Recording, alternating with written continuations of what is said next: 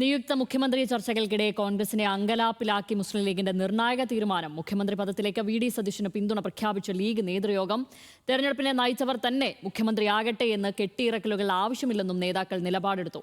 സമൂഹമാധ്യമങ്ങളിൽ ഉൾപ്പെടെ കെ.സി. വേണുഗോപാലനും രമേശ് ചെന്നിത്തലയ്ക്കുമായി ചർച്ചകൾ പുരോഗമിക്കവെയാണ് ലീഗ് നിലപാട് വ്യക്തമാക്കിയത്. കോൺഗ്രസിലെ നിയുക്ത മുഖ്യമന്ത്രി ചർച്ചകൾ സജീവമാകുന്നതിനിടെയാണ് മുസ്ലിം ലീഗ് നിലപാട് വ്യക്തമാക്കിയത്. രമേശ് ചെന്നിത്തല, കെ.സി. വേണുഗോപാൽ തുടങ്ങിയ പേരുകൾ നിരവധിയെങ്കിലും ലീഗിന് പ്രിയം വി ഡി സതീശനോടാണ്.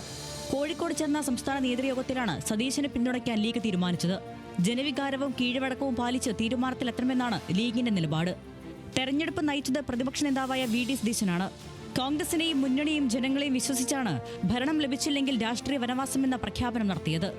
അത് ഏറ്റെടുത്ത ജനങ്ങൾ UDF-നെ അധികാരത്തിലെത്തിക്കുമ്പോൾ മുഖ്യമന്ത്രിയെ മാറ്റുന്നത് ശരിയല്ലെന്നും യോഗത്തിൽ അഭിപ്രായമുയർന്നു. കോൺഗ്രസ് ചർച്ചകളിൽ കെ.സി. വേണുഗോപാലിന്റെ പേര് സജീവമായതോടെ ലീഗ് നേതാക്കൾ ഒളിയമ്പുമായി രംഗത്തെത്തി. കെട്ടിയിറക്കുന്ന ആരെയും അംഗീകരിക്കേണ്ടതില്ലെന്നാണ് ലീഗ് തീരുമാനം. നിലവിലെ ചർച്ചകളിൽ ഭാഗമാകേണ്ടതില്ലെങ്കിലും AICC-യോ മുന്നണിയോ അഭിപ്രായം ചോദിച്ചാൽ നിലപാട് വ്യക്തമാക്കും. അതുവരെ പരസ്യ പ്രതികരണങ്ങൾ വേണ്ടെന്നാണ് നിലപാട്. കഴിഞ്ഞ ദിവസങ്ങളിൽ പാണക്കാട് സാദിഖ് അലി ശിഹാബ് തങ്ങളും P.K. കുഞ്ഞാലിക്കുട്ടിയും നടത്തിയ പ്രതികരണങ്ങളിലും പിന്തുണ വ്യക്തമായിരുന്നു. കഴിഞ്ഞ 5 വർഷത്തെ വി ഡി സതീശന്റെ പ്രവർത്തനവും UDF-നെ ഒറ്റക്കെട്ടായി കൊണ്ടുപോകാൻ സാധിച്ചതുമാണ് ലീഗിനെ സതീശനോട് അടുപ്പിച്ചത്. മുസ്ലിം ലീഗ് നിലപാട് വ്യക്തമാക്കിയതോടെ പട്ടികയിലുള്ള മറ്റ് നേതാക്കൾ ലീഗ് നേതൃത്വവുമായി ചർച്ചകൾക്ക് തയ്യാറായേക്കുമെന്നാണ് റിപ്പോർട്ട്. ന്യൂസ് മലയാളം, കോഴിക്കോട്.